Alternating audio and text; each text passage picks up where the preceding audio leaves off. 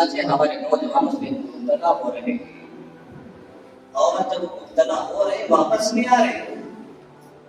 شکیل بن حدیث نام کا جو فتنہ چل رہا ہے فی الحال ذہن میں، اور مرزا قادیانی ہمارے ادھر کرناٹک میں ہی مرزا قادیانی کے 18 مرکز ہیں، اور ہم ان کے جال میں پھنس رہے ہیں، ہمارے نوجوان پھنس رہے ہیں، ہماری عورتیں پھنس رہی ہیں۔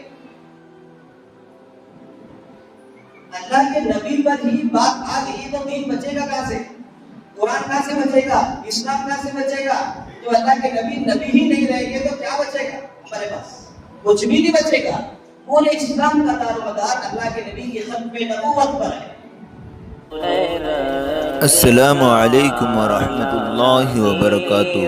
ناظرین، اگر آپ ہمارے چینل میں نئے ہیں تو ہمارا چینل یس سر چینل کو سبسکرائب کریں اور بیل آئیکن کو دبائیں تاکہ نئے ویڈیو اپلوڈ ہوتے ہی آپ تک نوٹیفیکیشن کے ذریعے پہنچ سکے۔ جزاک اللہ۔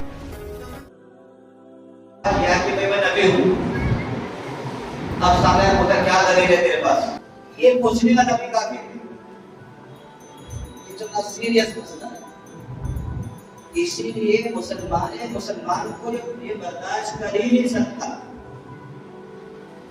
حسین پاک کذاب جس نے نبوت کا دعویٰ کیا تھا، حضرت زید حبیب بن زید رضی اللہ تعالیٰ عنہ، جب وہ اللہ کے نبی کا رقعہ لے کر کے گئے، خط لے کر کے گئے کہ تو جھوٹا نبی ہے، اس پہ اللہ کے نبی نے لکھ دیا کہ تو کذاب ہے، جھوٹا ہے۔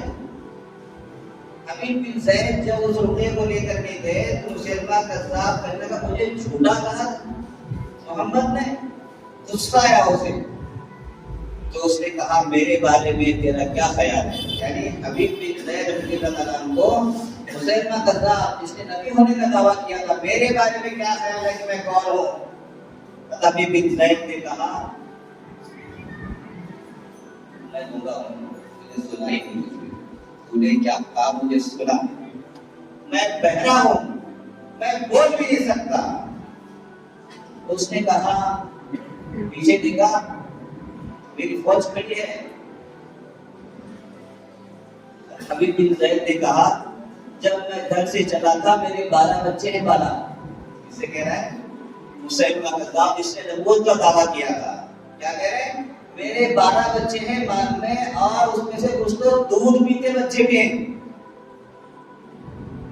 مجھے جب اللہ کے نبی نے یہ خط دیا ہے اس وقت میں گھر سے نکلا ہوں، میں ان بچوں کو مڑ کے نہیں دیکھا تو تیری فوج کیسے دیکھ سکتا ہوں؟ کیا کہہ رہے ہیں میں ان بچوں کو مڑ کر کے نہیں دیکھا، تیری فوج کو مڑ کے دیکھو میں دیکھ قتل کر دیں گے، گردن اڑا دیں گے، جو چاہے کرنا ہے کر لو۔ ایک محمد کے غلام ہیں، جان دے دیں گے، سر کٹ جائے گا، بدن کٹ جائے گا، لیکن ہم کسی کو نبی سننا بھی گوارا نہیں کریں گے۔ ہونا تو بات کی چیز ہے، سننا بھی گوارا نہیں کریں گے۔ میں بہرا ہوں، مجھے سنتا نہیں ہے تو کیا کہہ رہا ہے؟ کوئی معمولی نہیں، اور مسلمہ کذاب کے معمول آدمی تھا، اس کے ماننے اس کو نبی ماننے والے 60,000 موجود تھے۔ کتنے؟ 60,000، اور فوج کے ساتھ اور قلعے میں موجود ہے، وہ پورا سیفٹی کے ساتھ میں۔ اس حالت میں حبیب بن زید اکیلے ہیں۔ اب بتائیے کتنی اللہ نے جرأت دی تھی، اللہ کے نبی سے کتنی محبت تھی، اور اللہ کے نبی کی ختم نبوت کی حفاظت انہوں نے کیسی کی۔ فوج کو حکم دیا کاٹ دو اس کا ہاتھ کاٹ دیا۔ کیا وجہ کہ نبی ماننے سامنے آ رہے، حکمت صحابہ کے سامنے حکمت گئی تھی۔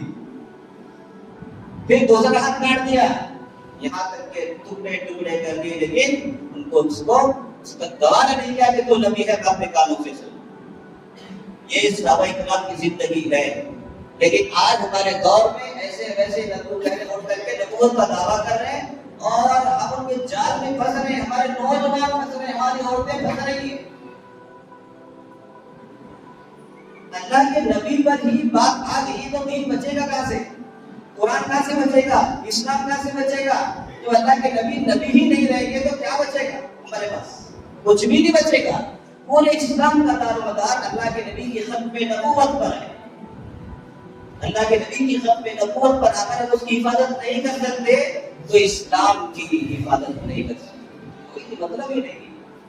تو ایسے فتنے ہمارے گھروں میں ہمارے نوجوانوں میں داخل ہو رہے ہیں اور سوشل میڈیا پر ایسے لوگوں کی تقریریں کر رہے ہیں تو ہم اس کے فالوور ہو رہے ہیں, ہم اس میں کمنٹ کر رہے ہیں, ان کی تقریروں کو ہم اسٹیٹس لگ رہے ہیں اپنے موبائلوں میں, حالانکہ وہ گمراہ پھرتے ہیں, حالانکہ وہ جو کفریات آئے ہیں انہوں نے نبوت کے دعوے کیے ہیں. علامہ اقبال جیسی شخصیت قادیانی کو نبی مان یعنی نبوت کی تصدیق نبوت کر جا چکے تھے. علامہ اقبال جیسی شخصیت اتنی ہونہار اتنی عقل مند شخصیت علامہ انور شاہ کشمیری رحمۃ اللہ علیہ پر محنت کی ہے, جب جا کر کے واپس آئے. اتنی بڑی عالم تو کہاں کے وہ ایسی ایسی دلیلیں دیں گے. صحابہ کرام نے ختم نبوت کی خاطر 1200 صحابہ شہید ہوئے. کتنے؟ ایک دو نہیں, اللہ کے نبی کی 23 زندگی میں 269 صحابہ شہید ہوئے. کتنے؟ 23 سال کی زندگی میں. اور ختم نبوت کا مسئلہ آیا ہے, صحابہ کرام نے 1200 صحابہ نے شہادت دی ہے, ایک دو نہیں, اس میں سے 700 حفاظ کرام تھے.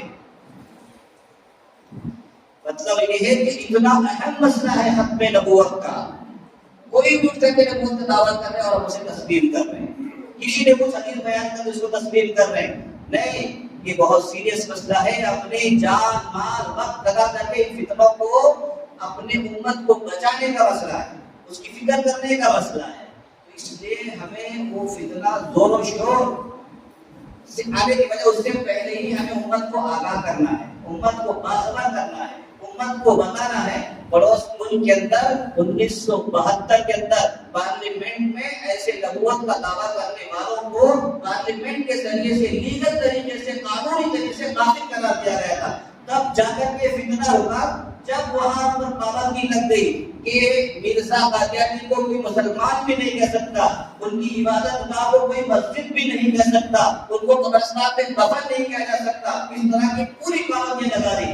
پارلیمنٹ میں یہ فیصلہ ہوا, تب وہ فرقہ وہاں سے نکل کر کے ہندوستان میں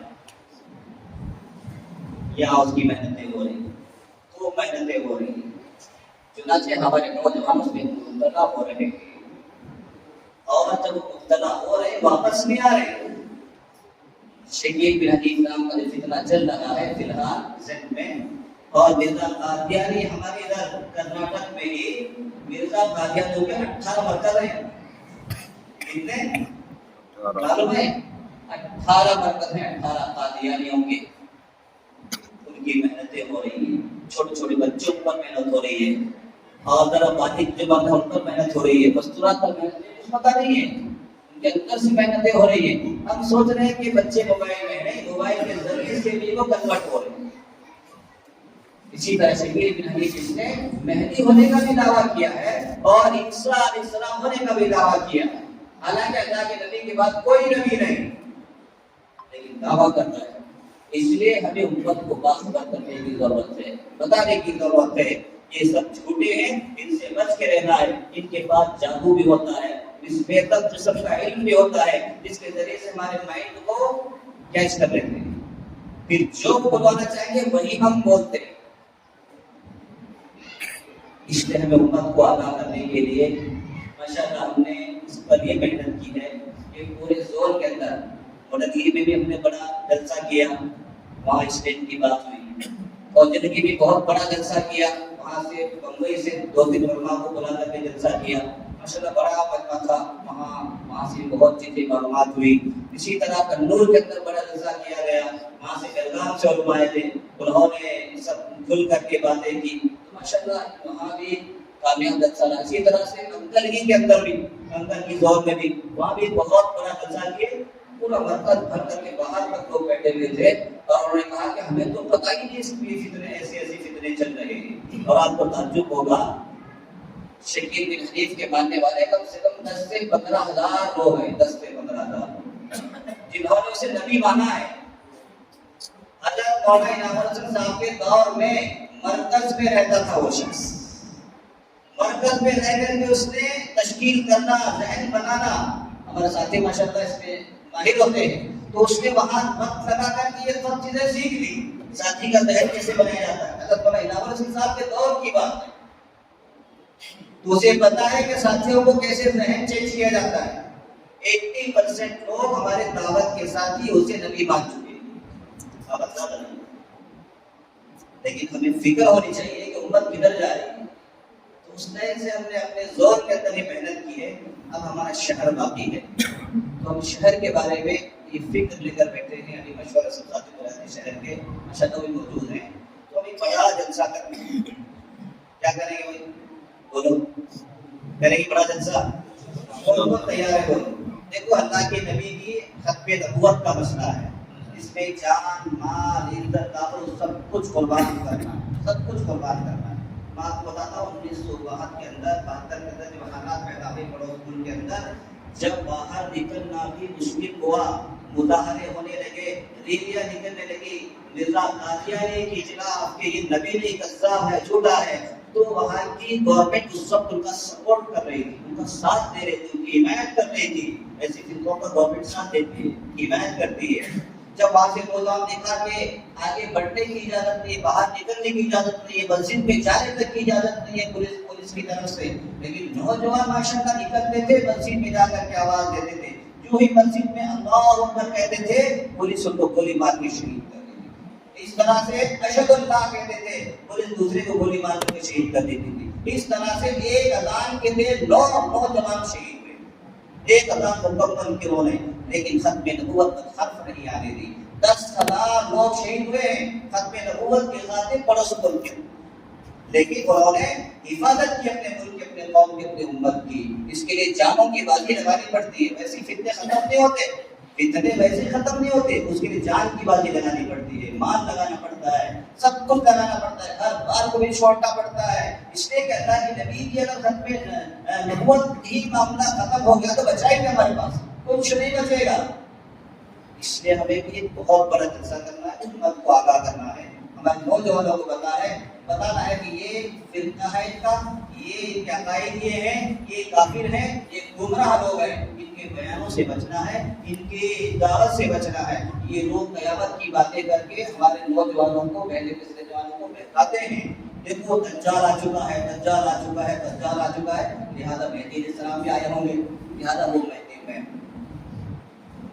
اب مہدی جب آ گئے تو عیسیٰ علیہ السلام بھی آئے ہیں، لہٰذا وہ عیسیٰ بھی مہدی ہے، یعنی سرکار سے بہکا رہے۔ اور ہمارے نوجوان جب آمنا سامنا ہوتا ہے نا، وہ تو آنکھوں کے ذریعے سے ڈسپلیزم ہوتا ہے، جادو ہوتا ہے، اس کے ذریعے سے سامنے والے کو کیچ کر لیتے ہیں، پھر اسی کی بولی بولنے لگتا ہے، اسی کی بولی بولنے لگتا ہے۔ اس لیے ہمیں یہ سیلاب آنے سے پہلے، یہ باڑھ آنے سے پہلے، یہ فتنہ فساد آنے سے پہلے اپنا جہاں تک ہو سکتا ہے امت کو آگاہ کرنا ہے۔ تو اس کے لیے بولو کہ ہمیں جلسہ کرنا ہے بڑا۔ ہم نے یہ طے کیا ہے کہ بھائی مرکز کے اندر، مرکز کے سامنے جگہ ہے، وہاں بڑا جلسہ کرنا ہے۔ مناسب پہلی جگہ ہے مرکز میں، مرکز کے جو باہر کا جو حصہ ہے مدرسے کے سامنے، اس لیے کہ ہمیں ایک بڑی شخصیت کو بلانا ہے، چاہے وہ بنگلور سے بلائیں یا دیوبند سے بلائیں، اس لیے کہ اس موضوع، اس ٹاپک پر بولنے والا اس کو ماہر چاہیے۔ انشاءاللہ جب باتیں کھل کر کے آئے گی، امت کے اندر پتا چلے گا کہ کون فتنہ بات ہے، کون فتنہ اور فرقہ ہے، اور کون کافر ہے، کون گمراہ کرے گی، سب باتیں کھل کر کے آتی۔ آج کل وہ مرزا انٹرنیٹ چل رہا ہے، اس کی باتیں سب، اس کی تقریر سب سن رہے ہیں، لوگ مزے سے سن رہے ہیں، حالانکہ وہ قادیانی ہے، اندر سے اس قسم کے لوگ ہیں، بس قرآن حدیث سنتے ہیں، ان کی تقریریں سننے لگ جاتے ہیں، وہ ایسی زہر ڈال دیتے ہیں ہمارے ذہنوں میں کہ ہم اسلام کے بارے میں ڈاؤٹ ہو جاتا ہے، شک ہو جاتا ہے۔ جب اسلام کے بارے میں ایمان میں شک ہو جائے پھر مرتد ہو جاتا ہے۔ تو بولو بھائی اس کے لیے ہمیں کیا کرنا ہے، اس کے لیے کیا محنت کرنی ہے؟ ایک بڑا جلسہ کرنا ہے، کریں گے سب؟ تو اس کے لیے ابھی ہم مشورہ کر رہے تھے، نماز سے پہلے بھی آپ لوگوں کو اسی لیے اس میں جوڑا گیا ہے۔ ہمارے پاس تقریباً شمول ہے، ایک تو جگہ کا انتخاب